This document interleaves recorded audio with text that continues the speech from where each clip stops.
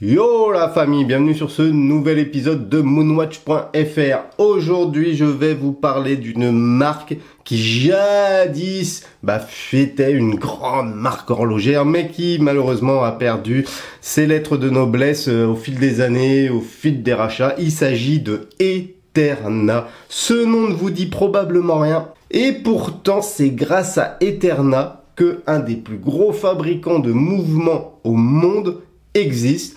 Je vais vous présenter aujourd'hui une Eterna Héritage 1948 chronographe face de lune, une montre sublimissime, très rare. Allez, c'est parti. La montre Eterna Héritage 1984 est un chrono automatique très poétique pourvu d'un calendrier d'une phase de lune. Produite au début des années 2000, cette montre Swiss-made figure parmi les dernières montres Eterna respectables avant que la marque soit rachetée par la China Haidian Holding Limited en 2011. Pourtant, cette maison historique fondée en 1856 possède un palmarès incroyable avec des garde-temps tout aussi impressionnants. En effet, Urs Schild et Joseph Girard fondent la manufacture d'ébauche Dr Girard & Schild qui deviendra plus tard Eterna. Le fabricant d'ébauche Eterna va rapidement devenir l'un des premiers producteurs de mouvements au monde pour devenir le célèbre ETA que l'on connaît tous.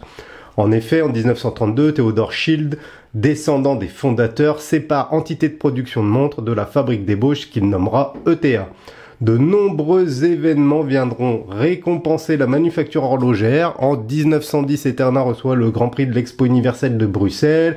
Puis en 1930, elle développe la plus petite montre bracelet avec un mouvement baguette fabriqué en série. Puis l'année 1958 annoncera la montre Golden Heart qui est alors la plus petite montre automatique du monde avec rotor. En 62, Eterna continue en fabriquant la montre la plus plate avec la référence Saïda. La marque récidivera en 1980 avec la montre à quartz surnommée Museum qui sera alors la plus fine au monde.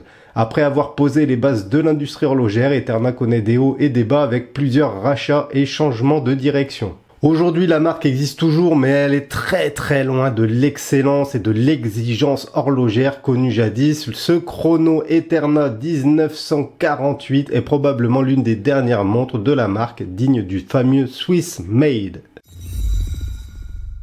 Les spécifications du modèle que je vous présente aujourd'hui, il s'agit de la Eterna Héritage 1948 qui a été produite autour des années 2000, une montre plutôt destinée aux hommes avec un boîtier en acier inoxydable qui mesure 40 mm de diamètre pour à peine 14 mm d'épaisseur. Cette montre Eterna emboîte un calibre automatique suisse ETA 7751 certifié COS qui offre une réserve de marche de 48 heures. La montre est étanche à 5 ATM, on va avoir une lunette fixe, une couronne signée, un verre saphir.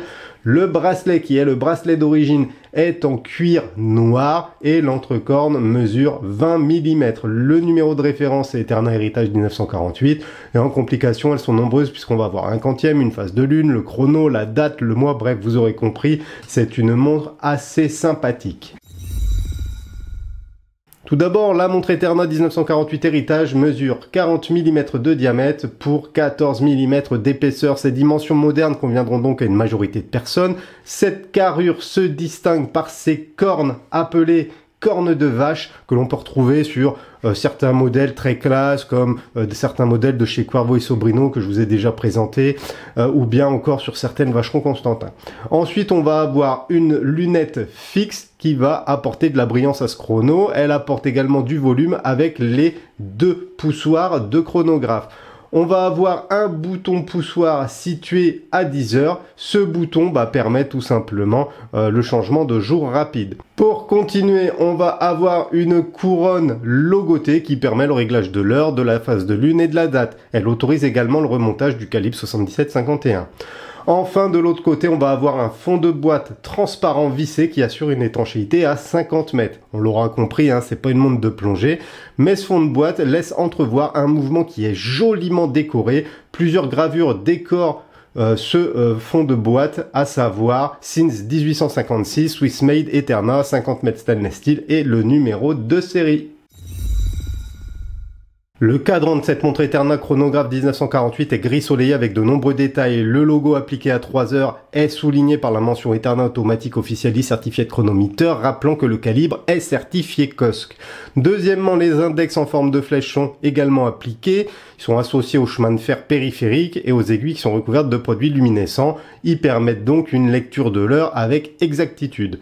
Ensuite, on va avoir 3 sous-cadrans en disposition 6, 9, 12 qui affichent respectivement la phase de lune, l'heure de chronographe, la seconde en cours et un affichage 24 heures, le jour et le mois et la minuterie du chronographe.